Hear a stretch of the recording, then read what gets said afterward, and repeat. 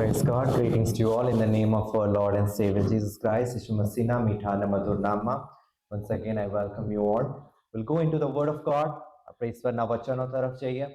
What Psalms did we read today? કયું ગીત શાસ્ત્ર આજે વાંચ્યું? 7. એ શાની માટે કોણ લખે છે આ ગીત શાસ્ત્ર? Dawood, right?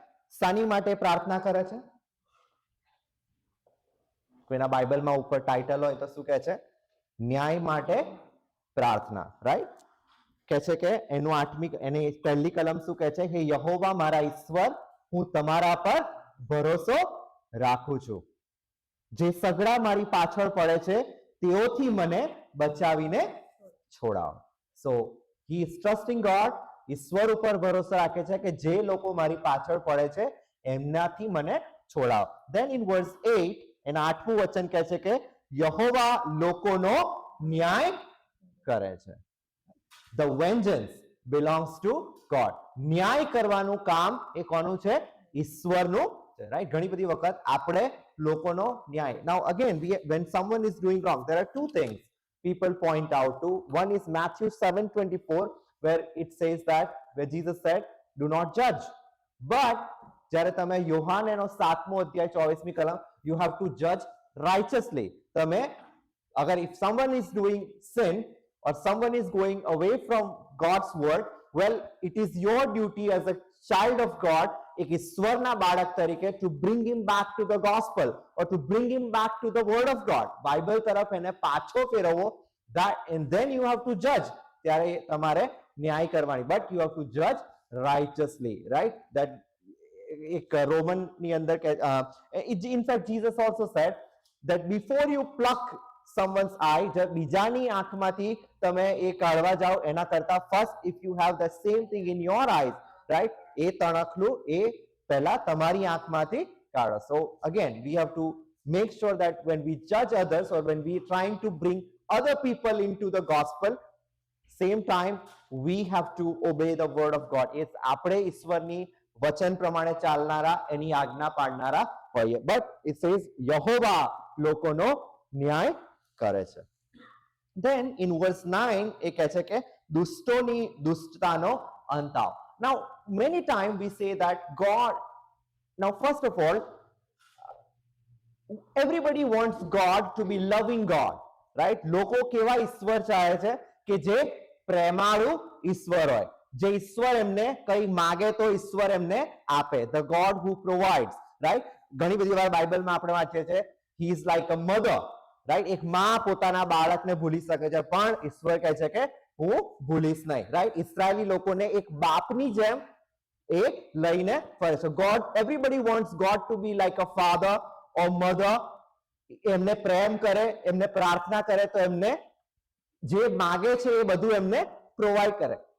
well, that is not a good father does, right? એક સારા, જો ખરેખર એક સારા એક પિતા હશે જે પોતાના દીકરાને કે દીકરીને પ્રેમ કરતા હશે, he will not give him anything that he wants, right? For example, a child like for Ezra, 4-5-year-old child, if he asks you for a knife, એ તમને જો knife માંગશે, you will not give them, right? because it's not good for that child.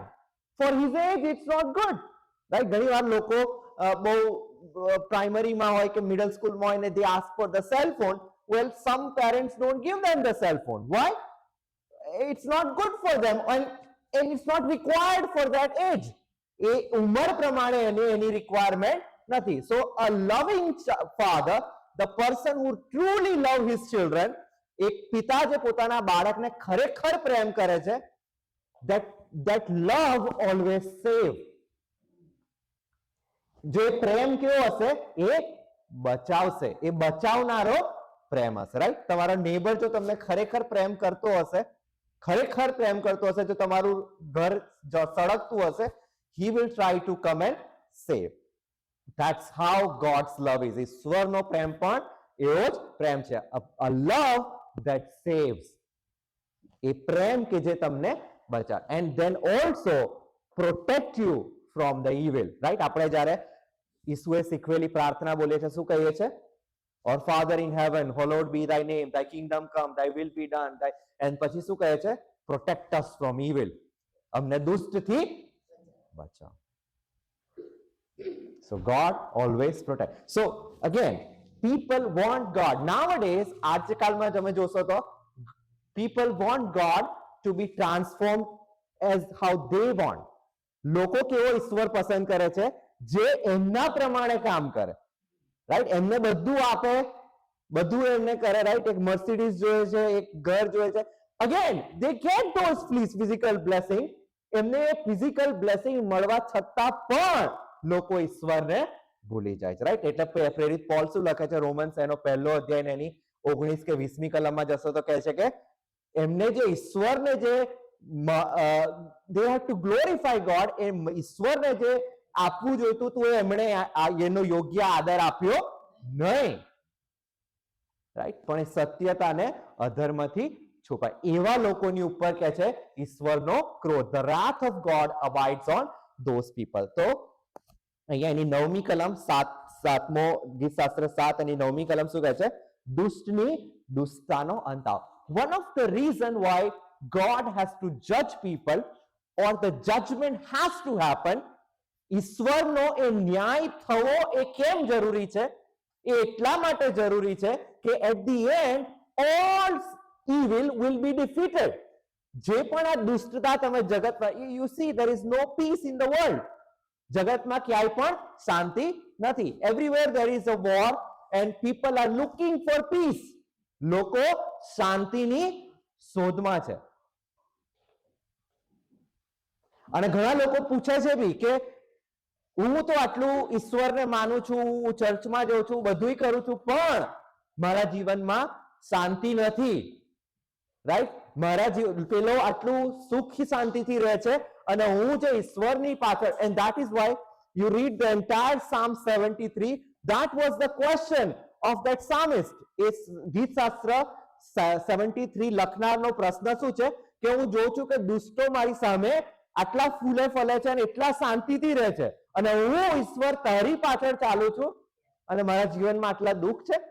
પણ એ જો ગીતશાસ્ત્ર 73 તમે આખું વાંચ્યું હશે તો શું કહે છે? એ ત્યાં સુધી એ કહે છે કે હું સમજી ના શક્યો જ્યાં સુધી મેં દુષ્ટનો અંત ના જોયો. So at the end all evil will be defeated. કે જેટલું બી દુષ્ટતા છે અંતમાં એનો નાશ થનાર છે. And that is why judgment is needed. એટલા માટે એ ન્યાય થવો જરૂરી છે. Why God has to judge?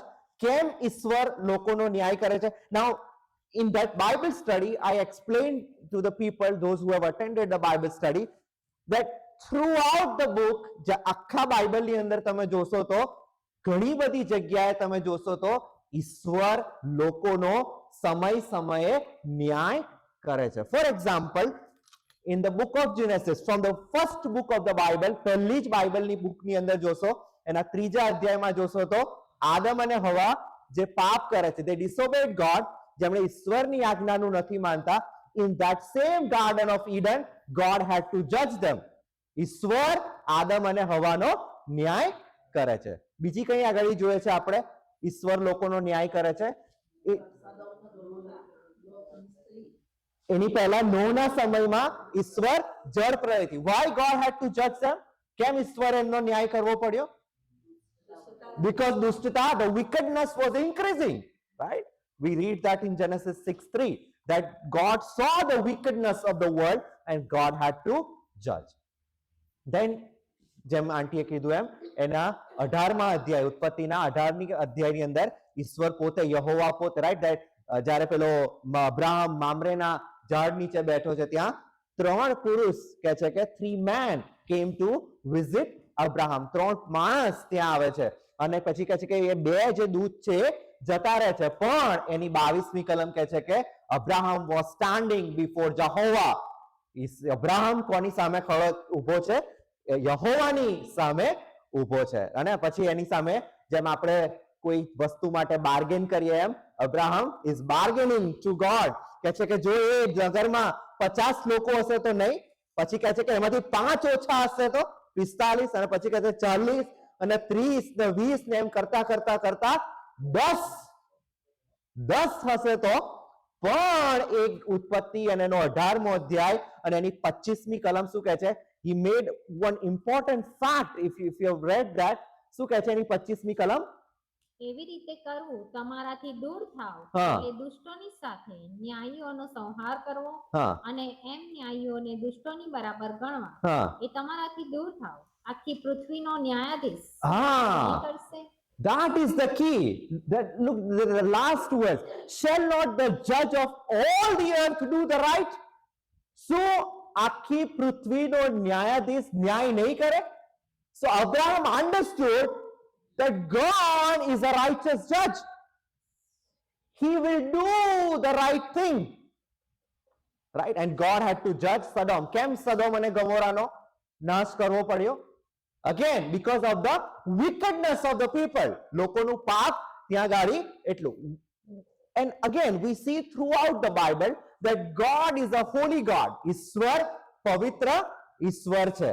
એ સાથે સાથે ઈશ્વર પ્રેમાળુ તો છે જ, પણ ઈશ્વર ન્યાયી ઈશ્વર પણ છે, right? And that just God has to do justice, and that is why God cannot stand any unholy thing before. God cannot stand sin. પાપ છે એ ઈશ્વર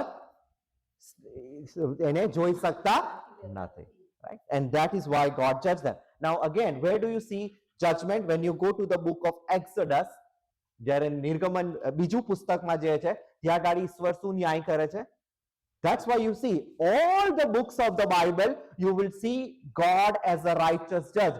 ઈશ્વર એક ન્યાયી ઈશ્વર છે, right? ફરોનના સમયમાં when Pharaoh hardened his heart, જ્યારે એણે એનું હૃદય કઠણ કર્યું અને ઇસ્રાયેલી લોકોને જવા દીધા નહીં, ત્યારે ઈશ્વરે એ 10 મરકીઓ અને એના દ્વારા ઈશ્વરે ફરોન અને ઇજિપ્તનો ન્યાય કર્યો. Then again in same Exodus, if you have read carefully, when you go to Exodus 32, જ્યારે એના 32મા અધ્યાયમાં જશો તો ત્યાં ફરીને એકવાર ઈશ્વર કોનો ન્યાય કરે છે? ઇસ્રાયેલી લોકોનો. ઈશ્વર ખાલી બીજા લોકોનો જ ન્યાય નથી કરતો. જ્યારે એના પોતાના લોકો એની આજ્ઞા નથી માનતા અને એની આજ્ઞાની વિરુદ્ધ જાય છે, સમય સમયે બાઇબલમાં એ પણ વાત જોઈએ છે કે ઈશ્વર પોતાના લોકોનો પણ ન્યાય કરે છે, રાઈટ? જ્યારે આખું જો ન્યાયીઓનું પુસ્તક, જ્યારે બુક ઓફ જજીસ જો તમે શરૂથી લઈને અંત સુધી વાંચ્યું હશે, તો જ્યારે જ્યારે પણ એ ઇસ્રાયેલી લોક જ્યારે એક ન્યાયાધીશને ઈશ્વર ઉભો કરે છે, જ્યારે ડબોરા હોય કે પછી ગિડિયોન હોય કે સેમસન હોય, અલગ અલગ એ સમયે ઇસ્રાયેલી લોકો ઈશ્વરનું નથી માનતા અને ઈશ્વરથી દૂર જાય છે, એ સમયે ઈશ્વર સમય સમયે એક ન્યાયાધીશને ઈશ્વર ઉભો કરે છે અને એ સમયે ઈશ્વર પોતાના લોકોનો ન્યાય કરે છે. That is the theme of the book of Judges. ન્યાયીઓના પુસ્તકની થીમ શું છે? ઈશ્વર પોતાના લોકોનો પણ ન્યાય કરે છે. કેમ ઈશ્વર ન્યાય કરે છે? To discipline them. એમને એ શિસ્ત અને ઈશ્વરનું માન. That is why book of Hebrews એનો 12મો અધ્યાયમાં વાંચશો તો એની શરૂઆત કેવી રીતે થાય છે? God discipline those whom he loves. ઈશ્વર જેને પ્રેમ કરે છે એને શિક્ષા પણ કરે છે, તાકે to bring him back to the right, તાકે એ વ્યક્તિનો નાશ ના થાય. ત્રીજી કયું પુસ્તક જોઈએ છે આપણે? ઉત્પત્તિ, નિર્ગમન, લેવિટિકસ, રાઈટ? લેવીઓના પુસ્તકમાં ક્યાં જોઈએ છે ઈશ્વર ન્યાય કરે છે? વેલ, એના 10મા અધ્યાયની અંદર કયા બે વ્યક્તિની વાત આવે છે? કોના દીકરા છે એ બે? હારૂનના દીકરા. શું નામ છે એ બેનું? નાદાબ અને અબીહુ, રાઈટ? ત્યાં શું થાય છે કે જે ફાયર ઈશ્વરે, જે આગ જે ઉપરથી આવી જોઈએ, they disobeyed it and they tried to bring that outside fire into that altar, અને ત્યાં ગાડી શું થાય છે? ઈશ્વરનો કોપ એમની ઉપર આવે છે and they were struck dead at the same time. એ જ સમયે બંને એ હારૂનના દીકરાઓનો, આ નાદાબ અને અબીહુ, and God showing his holiness, right? Why God has to judge? Because God is holy. કેમ કે ઈશ્વર પવિત્ર છે, right? That is when you read 1 Peter 1:16, it says, because I am holy, you also have to be holy. કેમ કે હું પવિત્ર છું, તમે પણ પવિત્ર થાઓ. Right? Then when you go further, what is the next book after Leviticus? Utpatti, Nirgaman, Leviya, Ganna. In Numbers, where do you see in Numbers God is judging people? That is in the book of Joshua, right? આકારનો પાપ, that is right. In book of Joshua, in chapter 7, જ્યારે એ લોકો યરીહો ઉપર ચડાઈ કરે છે, એના પછી આઈ નામનું એક બહુ નાનું એક દેશ છે, અને એની ઉપર કહે છે કે અમે થોડાક અમુક હજાર 3-4 હજાર લોકોને લઈને જઈશું અને અમે જીતી જઈશું, પણ જીતી નહીં શકતા. કેમ નહીં જીતી શકતા? એ આકાનનું એક પાપ. What was the sin? એનું પાપ શું હતું? એણે જે એમાં લૂંટમાંથી અમુક જે હિસ્સો હતો એ દબાય. It was the greediness, right? કોઈ પણ પાપ નાનું હોય કે મોટું હોય, ઈશ્વરની નજરમાં એ પાપ છે. And God is judging, and that is why those Israelites were defeated, right? It was impossible for them to be defeated. જો ઈશ્વર એમની સાથે હતા અને એટલો સંખ્યામાં બહુ વધારે હતા અને કહે છે આ નાનું ટોળું પણ એ આઈને જીતી શક્યું હોત, પણ ત્યાં જોયે છે કે because of that greediness, એ લોભના કારણે એ લોકો જીતી નથી શકતા. Until and unless they confess their sin, જ્યાં સુધી એ પાપની કબૂલાત ના થઈ અને આકાનના અને એના કુળને ઈશ્વરે ત્યાં ગાડી શું કરે છે? એનો ન્યાય કરે છે. And they were killed, and એના પછી આઈ ઉપર એ લોકો જીતી શકે છે. But back to Numbers. Numbers ગણનાના પુસ્તકમાં ક્યાં જોયે છે ઈશ્વર ન્યાય કરે છે? વેલ, એનો 16મો અધ્યાય કેટલા લોકોએ વાંચ્યો છે? ગણનાનો 16મો અધ્યાય. કયા 3 કુળની વાત આવે છે ત્યાં? દાતાન, કોરા અને અબીરામ, રાઈટ? આ 3 કુળ શું કરે છે એ લોકો? What was the sin? મૂસાની વિરુદ્ધ બળબડ કરવાનું શરૂ કરે છે. અને ઈશ્વર શું કહે છે?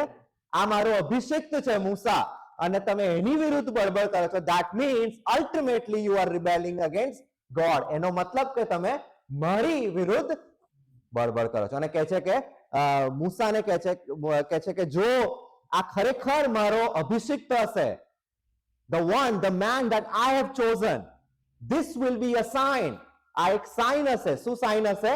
પૃથ્વી એનું મોં ખોલશે અને કહે છે જીવતા એ લોકો શિયોલમાં ઉતરી જશે. અને કહે છે કે બાકીના બધા કુળને કહે છે કે તમે અલગ થાઓ અને આ 3 કુળને એ જગ્યાએ ઊભું રહેવાનું કહે છે. અને ત્યાં જોઈએ છે તો પૃથ્વી એનું મોં ખોલે છે અને એની અંદર એ લોકો જીવતા ઉતરી જાય છે. And that was God's judgment against these 3 tribes, the Nadab, Korah, Datan and Abiram nay અંદર. Then when you go to book of Joshua, we already saw. Judges we already saw. Then we come to the book of Kings. રાજાઓના પુસ્તકની અંદર જોઈએ છે અને ફરીને એકવાર ઈશ્વર પોતાના લોકોનો ન્યાય કરે છે. એના બીજા રાજા અને એનો 17મો અધ્યાય વાંચશો તો ઈશ્વર કોને મોકલે છે? બાબિલોનનો રાજા નબુકદનેસર. અને એની પહેલા ઈશ્વર અસેરિયા, જે અસુરનો રાજા છે, એને કોની ઉપર ચડાઈ કરવા મોકલે છે?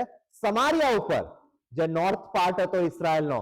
અને ત્યાં ગાડી કેમ કે એ લોકો બીજા દેવી દેવતાઓની પાછળ જાય છે. They committed idolatry and God had to judge them. ઈશ્વર એમનો ન્યાય કરે છે. એ જ બીજો રાજા એનો 25મા અધ્યાયમાં જશો તો ઈશ્વર નબુકદનેસરને, કેમ કે જે સાઉથર્ન પાર્ટ હતો જુડા, યહૂદા, એ પેલા સમારિયાની મિસ્ટેકથી શીખ્યો નહીં. ઘણી બધી વખત ઈશ્વર વારંવાર ટોકવા છતાં આપણે શીખતા નથી. અને એ જ બાબત એ બીજા રાજા અને એના 25મા અધ્યાયમાં તમે જોશો તો એ જે સાઉથર્ન પાર્ટ યહૂદા જે હતો, એ પેલા નોર્ધન ઇઝરાયલ જે એમણે જે ભૂલો કરી એમાંથી એ શીખ્યું નહીં. અને ઈશ્વરે નબુકદનેસરને મોકલ્યો, બાબિલોનનો રાજા, અને બંદી બનાવીને ઇઝરાયલને લઈ ગયો. So again God is judging them. દાનિયેલનું પુસ્તકમાં જશો તો અગેન ગોડ જજ. કોની ન્યાય કરે છે? એના 4થા અધ્યાયમાં ઈશ્વર નબુકદનેસર રાજાનો ન્યાય કરે છે, રાઈટ? એનો 4થો અધ્યાય એની 20 કે 30મી કલમમાં વાંચશો તો શું કહે છે? નબુકદનેસર શું કહે છે? બીકોઝ ઓફ હિઝ પ્રાઇડ, એનામાં ઘમંડ આવ્યું. એણે શું કીધું? આજે બેબીલોન, આ મહાન બેબીલોન, મેં મારી શક્તિ, મારા બળથી મેં ઊભું કર્યું છે અને ત્યાં ગાડી ઈશ્વરનો ન્યાય આ નબુકદનેઝર રાજા ઉપર થાય છે ને એ કહે છે કે એ પશુ સમાન બની જાય છે, right, until God restored him back, જ્યાં સુધી ઈશ્વર એને પાછો રાજા તરીકે સ્થાપે. એનો 5મા અધ્યાયમાં જોઈએ છે તો again God is judging. કોને ન્યાય કરે છે? બેલ્શસ્સાર, right. what was the problem? ત્યાં શું વાત થાય છે? દેવના પવિત્ર પાત્રને એ લોકો અશુદ્ધ કરે છે. એમાં કહે છે કે they pour the wine and they drank. Well, that was not the only problem. They drank and they worshiped the idols. ઘણી વાર લોકો કહે છે કે એમણે એમાં એ દારૂ કે મધ નાખીને લોકો પીધું, પણ પીધું એટલું જ નહીં, પણ કહે છે કે they worship the idol, એ બીજા દેવી દેવતાઓની, અને there we see that God is judging Belshazzar. શું કહે છે એને? મેને taken ઉપર sin. That means that your kingdom is divided. તારું રાજ્ય તોડવામાં આવ્યું છે and it's been given to the Medes and the Persian. એ માદી અને પારસના રાજાને, ઈરાનને આપી દેવામાં આવે. and the same night he was killed. એ જ રાતે એ મૃત્યુ પામે છે. that was the judgment of God in the Old Testament. Well, that God is the same God, the Old Testament and the New Testament. જૂના નિયમ કે નવા નિયમ, it's the same God who truly judges people. Now let's read couple of scripture from the Old Testament. Go to Ecclesiastes, સભા શિક્ષક, એનો 12મો અધ્યાય ને એની 14મી કલમ. સભા શિક્ષક એનો 12મો અધ્યાય ને એની 14મી કલમ શું કહે છે? કેમ કે દરેક ભલી કે ભૂંડી ગુપ્ત વાત સહિત દરેક કામનો ઈશ્વર ન્યાય કરશે. Now many times people think that they can hide something from God. ઘણી વાર લોકો, ખાસ કરીને જુવાનો, they think that what they are doing on their phone or what they are watching or what they are doing, well, nobody knows. Well, God who sees in secret, એ કહે છે કે for God will bring every work into the judgment. દરેક ભલી કે ભૂંડી ગુપ્ત વાત સહિત દરેક કામનો ઈશ્વર. So that means that you cannot hide anything from God, right? એટલે ઈશ્વર શું કહે છે? જ્યારે તું પ્રાર્થના કરે ત્યારે ક્યાં જા? Go into your closet and pray. God who sees you in secret, he will reward you, right? So there is nothing hidden from God. ઈશ્વરથી કોઈ પણ વાત છુપાયેલી નથી. Now let's go to Psalms 9. ગીતશાસ્ત્ર એનો 9મો અધ્યાય એની 7 અને 8મી કલમ શું કહે છે? પણ યહોવા સર્વકાળ રાજા તરીકે બિરાજે છે. તેમણે ન્યાય કરવાને માટે પોતાનું આસન તૈયાર કર્યું છે. તે ન્યાયપણાથી જગતનો ન્યાય કરશે. તે લોકોનો અદલ ઇન્સાફ. Now how would God judge people? ઈશ્વર કેવી રીતે લોકોનો ન્યાય કરશે? પહેલા તો કહે છે કે દરેક ગુપ્ત વાતોનો ઈશ્વર ન્યાય કરશે. અહીંયા શું કહે છે? ન્યાયપણાથી. ઈશ્વર સર્વકાળ રાજા તરીકે બિરાજે છે. તેણે ન્યાય કરવાને માટે પોતાનું આસન તૈયાર કર્યું છે. અને એને પછી શું કહે છે? એ ન્યાયપણાથી જગતનો ન્યાય કરશે. He shall judge the world in righteousness. He will judge. Now go to Isaiah chapter 33. યશાયાનું પુસ્તક એનો 33મો અધ્યાય ને એની 22મી કલમ શું કહે છે? Now you will see the God who is the judge, he is also a savior. ઈશ્વર જે ન્યાય કરનાર ઈશ્વર છે, એ જ ઈશ્વર એ બચાવનાર કે ઉદ્ધાર કરનાર ઈશ્વર પણ છે. શું જ અહીંયા જોઈએ છે? 4 બાબતો ઈશ્વર વિશે જોઈએ છે. શું કહે છે? The Lord is our judge. હા, કેમ કે યહોવા આપણા ન્યાયાધીશ, હા, યહોવા આપણા નિયંતા, હા. યહોવા આપણા રાજા છે. તે આપણને તારશે. Who is God? Well, he says the God is a judge, ન્યાય કરનાર. He is our lawgiver. એ નિયમના આપનાર ઈશ્વર પણ છે. ઘણી બધી વખત આપણે કહે છે what is the evidence that God exists? ઈશ્વર છે એ બાબતનો પુરાવો શું છે? Well, one of the evidence is that he is the moral lawgiver, right? We can say that there is absolute right and absolute wrong. કે સંસારની અંદર એક ખરેખર સત્ય અને સાચું અને ખોટું છે, right? Apart from the well, we know from our conscience. Paul Paul makes this argument that everyone has a conscience. દરેકને ઈશ્વરે એક conscience આપ્યું છે, રાઈટ? એક નાનું બાળક છે, એને ઘણી બધી વાતો શું સારું છે અને શું ખોટું છે ઘણીવાર આપણે એને સમજાવવાની જરૂર પડતી નથી, because he has a conscience, and a conscience છે, and through which he knows that this is right and this is wrong. That means that there is an absolute right and absolute wrong. Where does this absolute right and absolute wrong comes from? Well, that comes from God. If there is a moral law, જો ખરેખર એક નૈતિકતાનો એક નિયમ છે, what is the moral law in the Old Testament? જૂના નિયમની અંદર એ moral law શું છે? Well, 10 commandments. That is the moral law of God. That is how God defines that is who I am. Right? કહે છે કે તું બીજા દેવી દેવતા એની કોઈ મૂર્તિ બનાવતો નહીં. Keep Sabbath holy. Do not steal. Do not commit murder. Do not commit adultery. Right? That is the moral law. એ એક નિયમ ઈશ્વરે moral law. And all the other laws, whether it is ceremonial law, right? ઈશ્વરે બીજા પણ એને છોડીને નિયમ આપેલા. It was not just 10 commandments, right? There were other laws. For worship, there were laws. To eat certain food, there was a law, right? That is why you see, જ્યારે ShopRite માં જશો તો you will see kosher food. The Jewish people will take kosher food, right? જેમ Muslims take halal, they have a kosher. They have a concept of kosher, that these are clean animal and unclean animal, right? Ceremonial law, worship law, dietary law. All those laws doesn't apply to the New Testament church, but moral law of God remains same. 10 commandments still applies to you and me. That is why Jesus said, I did not come to abolish the law, but to fulfill the law. હું નિયમને કાઢી નાખવાને નહીં, એ નિયમને પૂરો કરવાને આવ્યો છું. What do you see in this verse? એ કહે છે કે the Lord is our judge. ઈશ્વર આપણા ન્યાયાધીશ. Yehovah આપણો, he is the lawgiver. He is the king and he will save us. જે નિયમનો આપનાર છે, જે ન્યાયી ઈશ્વર છે, he is the same one who can save us from his wrath. એ જ એના ક્રોધથી બચાવનાર ઈશ્વર પણ કોણ છે? એ પોતે જ છે. Right? To understand this, go to 2 Thessalonians બીજો થેસલોની, 1 Thessalonians chapter 1 and read verse 10. પહેલો થેસલોની એનો પહેલો અધ્યાય એની 10મી કલમ શું કહે છે?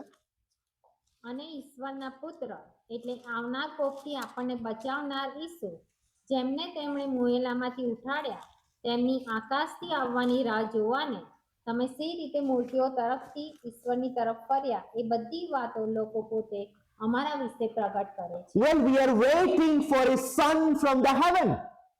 As a New Testament church, નવા નિયમના ચર્ચ તરીકે આપણે શું કરે છે? What is our blessed hope? That one day Jesus will come.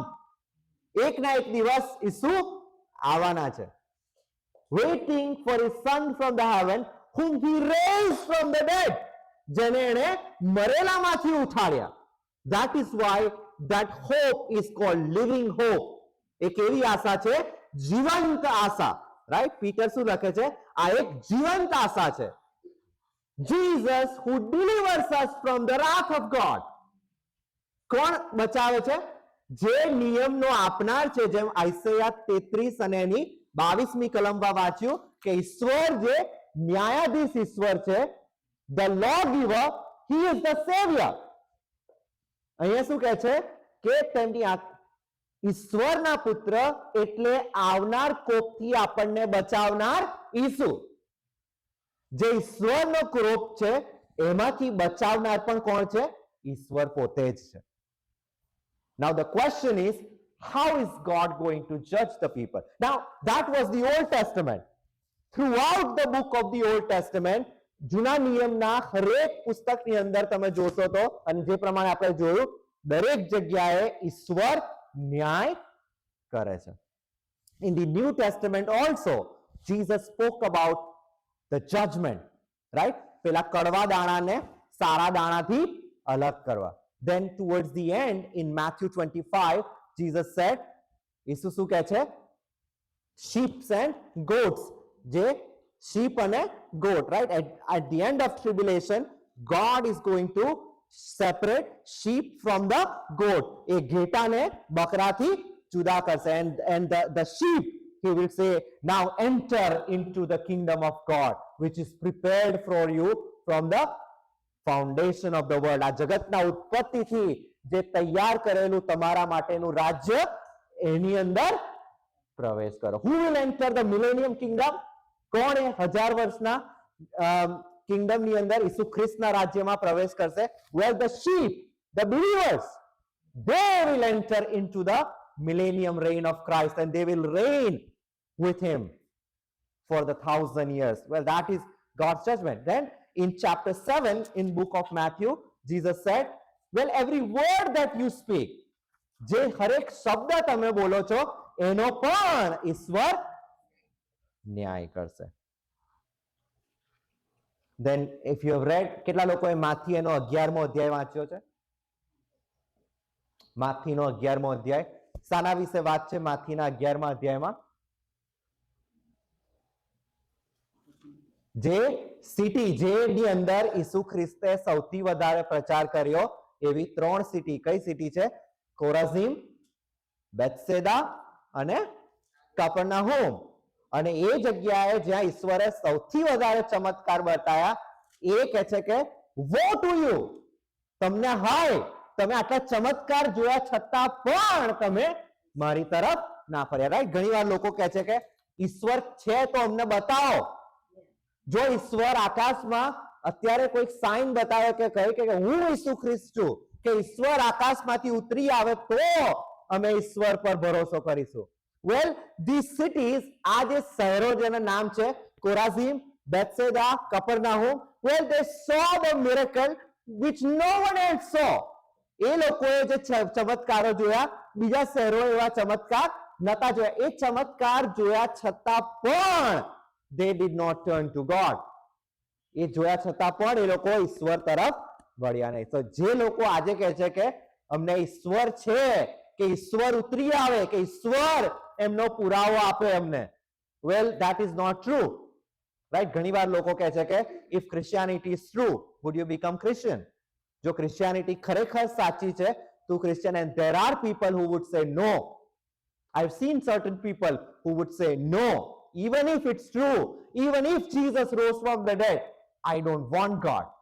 Well, that is the problem. They don't want any authority over them. Now, how would God judge? Go to Romans chapter 2, Roman નો બીજો અધ્યાય. Pole શું લખે છે? કેવી રીતે ઈશ્વર ન્યાય કરશે? એનો બીજી કલમ શું કહે છે? Romans chapter 2 and verse 2. એવા કામો કરનારાઓની વિરુદ્ધ ઈશ્વરનો ન્યાય સત્યાનુસાર છે એવું આપણે જાણીએ છીએ. કેવી રીતે ન્યાય કરશે? સત્યતાથી ઈશ્વર. Right? We know that the judgment of God is according to the truth. Right? Why God would judge according to the truth? Well, Jesus said, I am the truth. માર્ગ, સચ્ચાઈ અને જીવન હું છું. He is the absolute truth. Again, going back to the same question. How do we know that there is an absolute truth in the world? કેવી રીતે આપણે જાણીએ કે ખરેખર there is an objective truth? Well, because God is truth. How do we get the truth? Well, we get the truth from God. Because He is truth. કેમ કે એ પોતે સત્ય છે. Now read verse 6 in the same chapter. How would God judge? With truth, satyatati. Now read verse 6. તે દરેકને પોતપોતાની કરણી પ્રમાણે ફળ આપશે. He will render to each one according to their deed. એણે પોતાની એમની કરણીઓ પ્રમાણે લોકોનો ન્યાય કરશે. Go to verse 11 in the same chapter.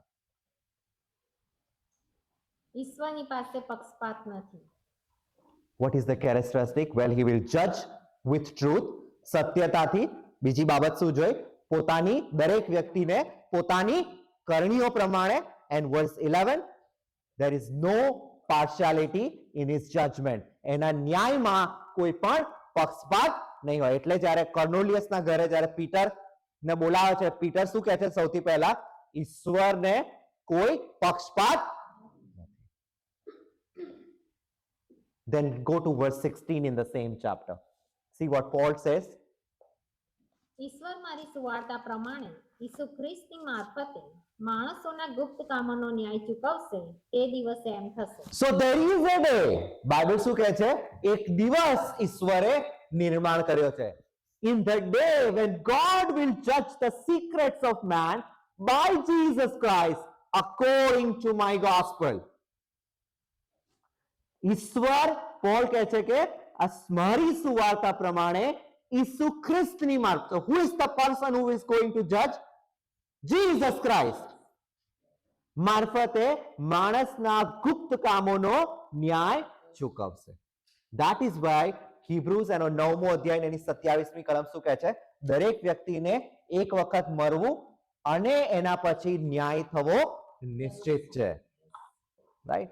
The death and after death there is judgment. એ જ પ્રમાણે બીજો કોરિન્થીયનો 5મો અધ્યાય એની 10મી કલમ કહે છે, we all have to stand before the judgment seat of Christ. Right? In the old time, in the time of Paul, Paulના સમયમાં they used to have this Olympic games. અને એક ઓલિમ્પિક ગેમને જજ કોણ કરતું હતું? The emperor of the Rome, or there used to be a judge who will judge. અને દરેક લોકોએ જે કામ કર્યા હોય એને, અરે જે લોકો જીત્યા હોય એ ગેમમાં એને રિવોર્ડ આપવાનું કામ પણ કોણ કરતો હતું? એ જજ કરતો હતો. That is why Paul is using that same analogy in the New Testament. અને એ કહે છે કે well, we all have to stand before the judgment seat of Christ. દરેકે ઈશ્વરના ન્યાયાસન સામે ઊભું રહેવું પડશે. And he will judge the living and the dead. જેમ પેલો ઓલિમ્પિક ગેમની અંદર પોલના સમયે જે લોકો એ ગેમ જીતતા હતા એ લોકો આવીને પેલા એમ્પરર સાથે ઊભા રહીને he will give him a reward. એ જે જીત્યો છે એ ગેમમાં એ પ્રમાણે એની એબિલિટી પ્રમાણે એને એની કરણી પ્રમાણે એને એ ઇનામ મળતું હતું. એમ પોલ કહે છે કે we all will stand one day. એક દિવસ ઈશ્વરે નિર્માણ કર્યો છે. We will stand before the bema seat of Christ, or the judgment seat of Christ.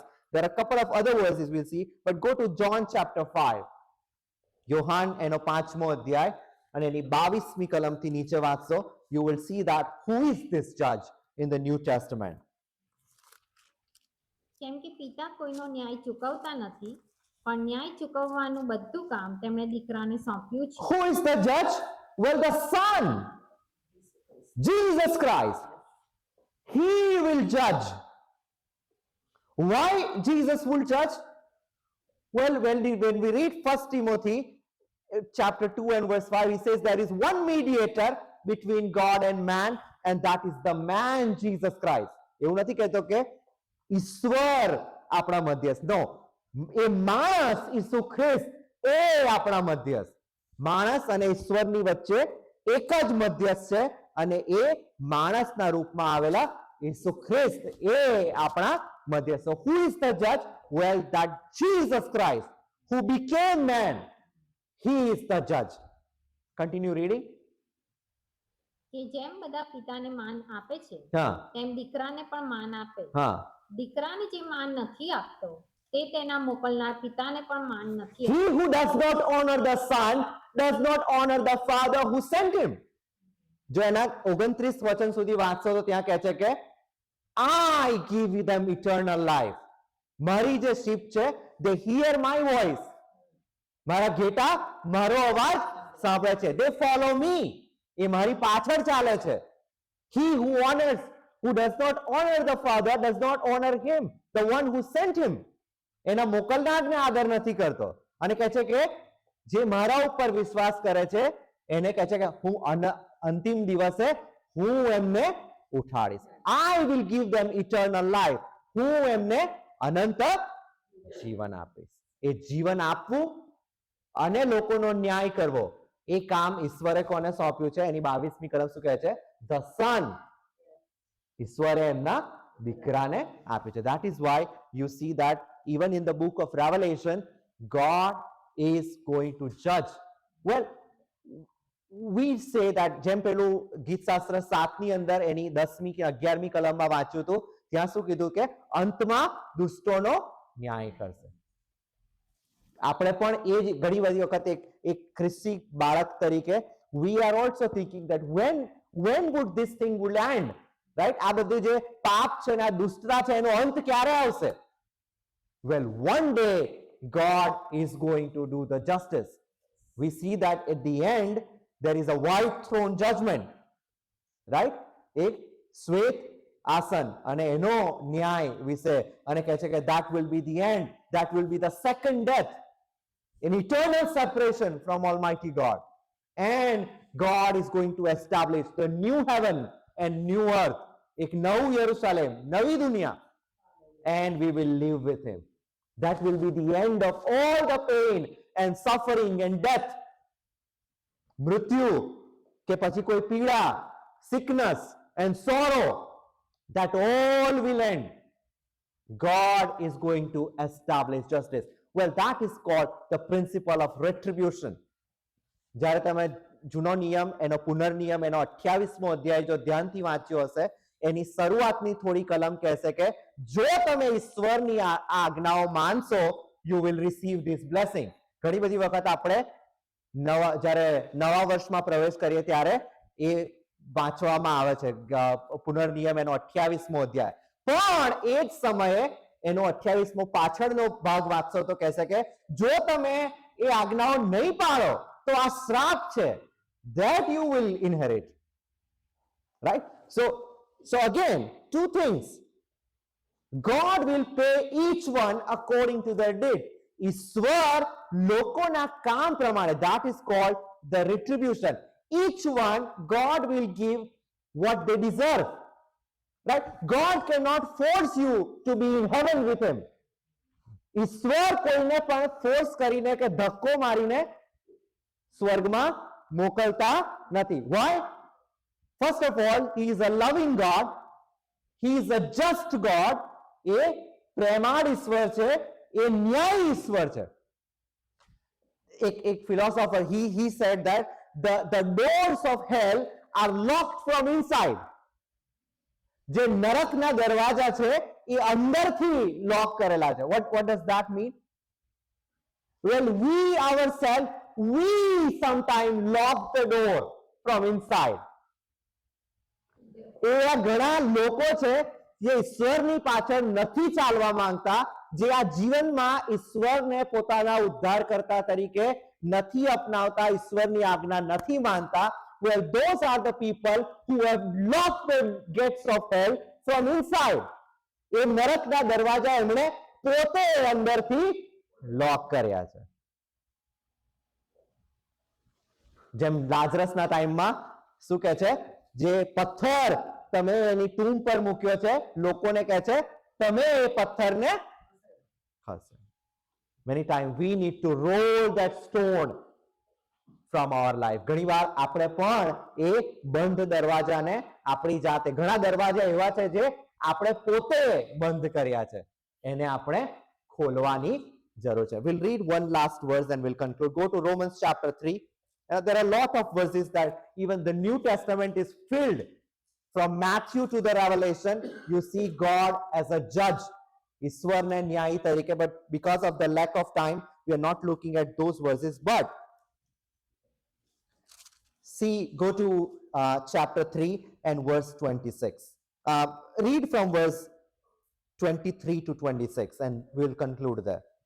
એના 23મા વચનથી 26મી કલમ સુધી. કારણ કે બધાએ પાપ કર્યું છે અને ઈશ્વરના મહિમા વિશે બધા અધૂરા રહે છે, પણ ઈસુ ખ્રિસ્તી જે ઉદ્ધાર છે તેની મારફતે ઈશ્વરની કૃપાથી તેઓ વિનામૂલ્ય ન્યાયી ગણાય છે. ઈશ્વરે તેમને તેમના રક્ત પરના વિશ્વાસથી પ્રાયશ્ચિત થવા માટે ઠરાવ્યા.